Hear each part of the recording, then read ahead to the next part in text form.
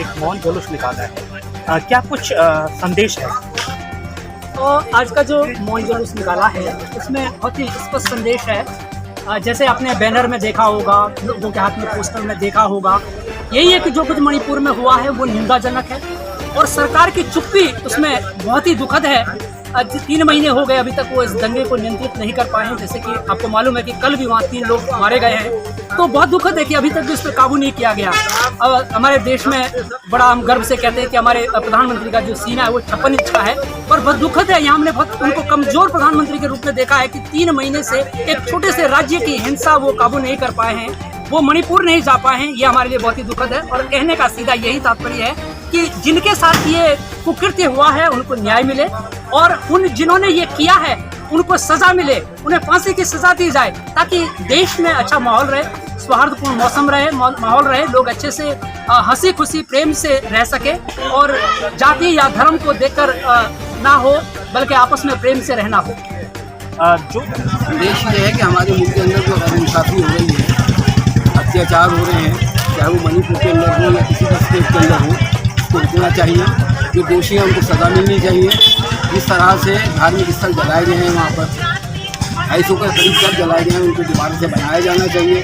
कि 50,000 से ज़्यादा घर वहाँ पर लोग वहाँ से निकल चुके हैं, शरणार्थी कैंपों में रह रहे हैं, उनको दोबारा से बनाया जाना चाहिए। और ये हमारी सरकार की जिम्मेदारी है। अगर ये सरकार हमारी है तो हमारे पुनर्वास के लिए, हमारे लोगों के पुनर्वास के लिए काम करने की ज़रूरत है। ये हिंदुस्तान के लोग हैं, नागरिक हैं, जिनको आप मार रहे हैं। भाई वो कुकी समाज के हैं, वो भी तो हिंदुस्तान के नागरिक हैं, तो आप उनको क्यों मार रहे हैं?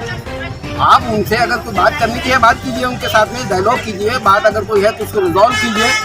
सरकार उसको प्रायोजित करके और इस तरह के दंगे जो रुकने का नाम ही नहीं ले रहे हैं उसको रुकना चाहिए। और ये वहीं नहीं, हमारे मुल्क के किसी भी सूबे के अंदर किसी तरह के दंगे नहीं होने चाहिए अगर हमें भारत को आगे ले जाना है। सर, आपने एक बात अभी कही है कि अत्याचार किस तरह के अत्याचार की बात कर रहे हैं? अब अत्याचार तो ये है कि वो हमारी 2 बहनें थीं, उनके कपड़े उतार करके किस तरह से परेड की गई, उनके वालिदैन को, उनके माँ बाप को मार दिया गया, भाई को मार दिया गया।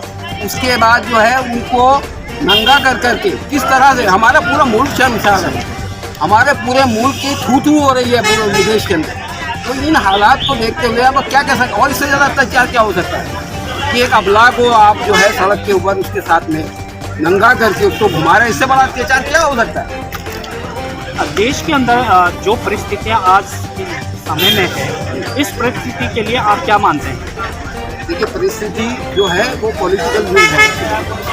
उस पॉलिटिकल विल के अंदर जो है, जो उनको समझ में आ रहा है कि हमारे से इसमें सियासत में फ़ायदा होता है, वो कर रहे हैं। मगर उससे समाज को जो नुकसान पहुंच रहा है उसकी भरपाई करने की जरूरत है। समाज को तोड़ देंगे तो आप कौन सा, फिर आपकी पॉलिटिक्स कहाँ रहेगी? अगर लोगों को ही मार देंगे किसको पर पॉलिटिक्स करेंगे? आप जनता से क्या संदेश देना चाहेंगे? जनता को संदेश ये मैं देना चाहता हूँ कि आपस के अंदर सौहार्द के साथ, प्यार मोहब्बत के साथ रहें। अगर कोई डिफरेंस है बातचीत करें, क्योंकि हमने यहीं रहना है। हम हिंदुस्तान के नागरिक हैं, चाहे वो मुसलमान हैं, हिंदू हैं, ईसाई हैं और जो है बौद्ध हैं, सब हम यहीं के रहने वाले हैं, नागरिक हैं। अगर हमारे अंदर आपस में कोई डिफरेंसेस दिया तो बैठ करके सॉर्ट आउट करेंगे। तो ये जो रैली निकाली गई सर्वधर्म समाज की तरफ निकाली गई है? जी हाँ। आपका नाम? मेरा नाम खुर्शीद अहमद है, मैं देहरादून से आया हूँ। इससे पहले भी जो देहरादून के अंदर रैली निकाली गई थी उसके अंदर मैं पूरी तरह से शामिल हूँ। और